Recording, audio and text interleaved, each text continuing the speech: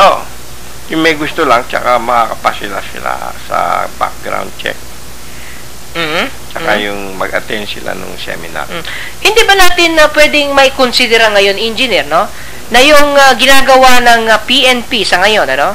Na nagbibigay ng lisensya sa mga taong may baril, ay hindi ba yun natin masasabing the right to bear arms?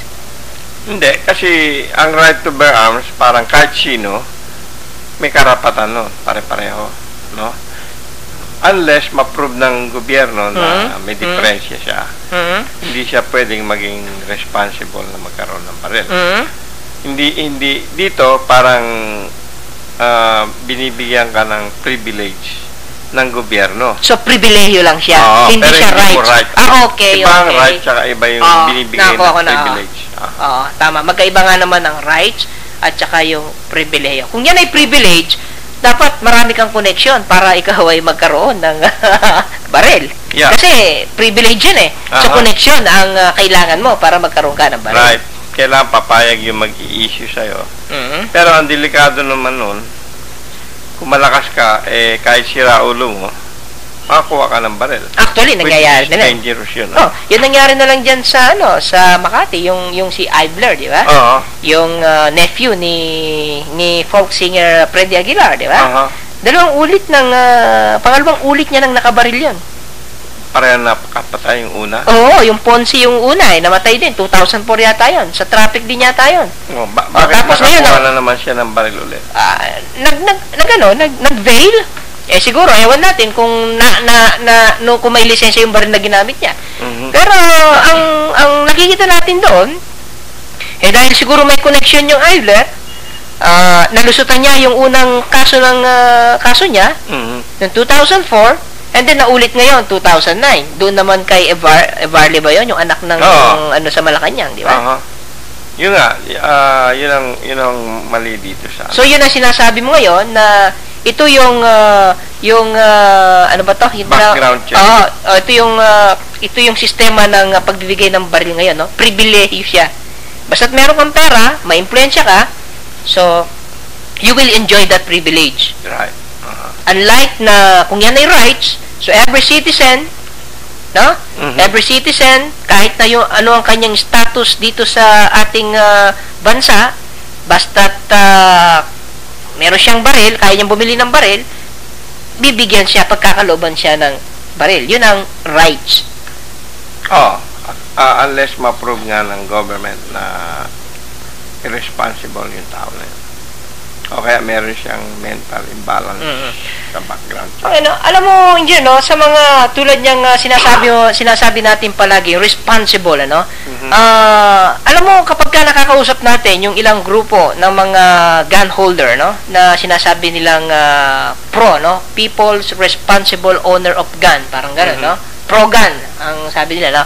So, sinasabi nila na talagang alam nila yung kanilang responsibilidad at alam nila yung kanilang pananagutan doon sa kanilang pag-aaring baril.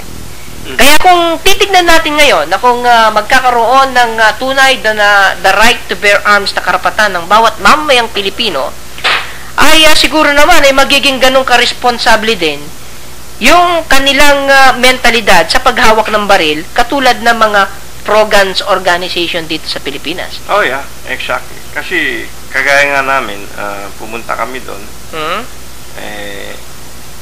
Gano'n naman ang ano namin, hindi naman kami cowboy o whatever. Okay, merong text dito, no? Diyan, basahin ko lang, no? Si Dennis Mohano, sabi niya, Saldi, pag responsible gun owner ang isang tao, may proper training and proper handling of guns, proper carrying of guns, plus accuracy or regular target practice, etc. Dennis Mohano. Yeah. What can you say? That's true. No?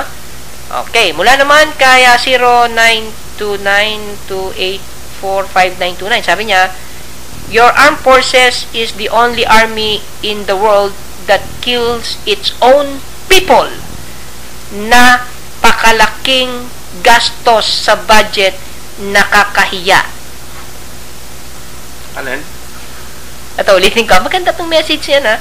Si 0928-294-5929. Ang sabi niya, your armed forces is the only army in the world that kills its own people. Napakalaki ng gastos sa budget, nakakahiya. Yun lang, bihira naman yun, yung nangyari doon sa sa Texas. Pero very rare yung pangyayari na yun.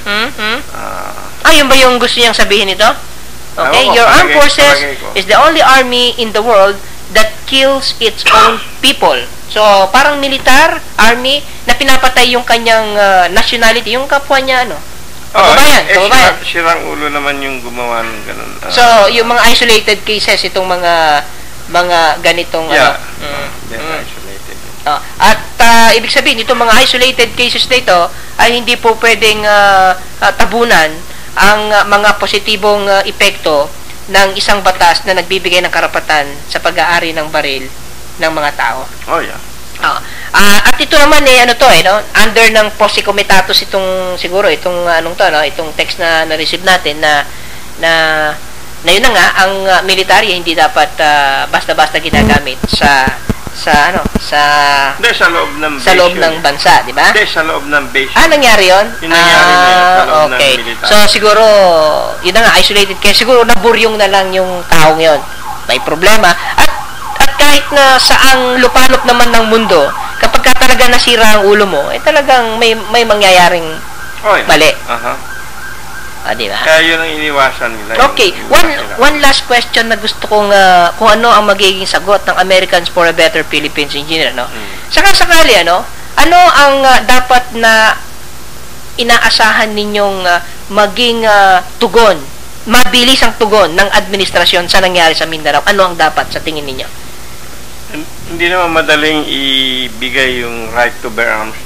At yung madali, halimbawa, nangyari yung massacre, Ano yung sa tingin ng American for a Better Philippines na dapat ginawa kaagad ng administration o ng mga pinuno dyan sa Mindanao? Huliin yung mga gumawa nung na yun. Buhusan nila ng maraming pulis tsaka para mahuli na at madala na sa hustisya yun. Nang hindi tumatagal ng ilang araw na. Kasi ilang araw na, Lunes, ngayon, Webe. Ilang araw na yan? 4 na araw. So, wala pang dinadampot. Yung ganong kalaking crime, So, dito minsan ay hindi rin natin maiaalis sa ibang mga tao, na mag-isip ng ganon dahil nga sa medyo mahaba yung panahon para hindi magkaroon ng resulta ng aksyon, di ba? Dahil nga sabi nila malakas daw sa admin yung suspect na gumawa nun. Kaya siguro hindi ka agad ma-actionan. Ayan. Okay, so medyo naubos na ang ating oras, Engineer, At siguro parting words para sa ating mga listeners. Thank you, everybody. Thank you, Zaldi, for having me. Thank you, Ben. And, good night and happy Thanksgiving. Okay, and syempre, thank you also, Engineer, At syempre, sa ating pong naging talakayan po ngayon, so naging mas malinaw ngayon ang kahalagahan po ng the right to bear arms. Gaya nga po ng sinabi ni Dennis na text po natin, na kapag tayo po ay merong the right to bear arms, magkakaroon po tayo ng responsabling mentalidad sa pag-aari ng baril. Ang tinatawag pong responsableng pag-aari ng baril ay ang magiging malinaw sa atin ang ating responsibilidad sa pag-aari ng baril at kung anuman ang ating magiging pananagutan sa baril na pag-aari natin ay maging malinaw din sa atin yan. So, sa kalaunan at sa pangkalahatan, ang lahat po ng krimen kahit na papaano ay hindi na basta-basta gagawin ng ninuman dahil malinaw sa kanyang kaisipan na tulad niya, ang kanyang kapwa na nakakasalamuha ay meron din pagtanggol sa kanyang sarili. Meron din siyang baril na katulad niya. Sa ganitong mentalidad ay tsak na ang bawat gagawa ng krimen ay hindi na po basta-basta gagawa dahil nga po sa takot na pwede siyang gantihan ng kanyang gagawan ng kalokohan. So, yan na po. At syempre, maraming salamat po at magandang gabi sa inyong lahat.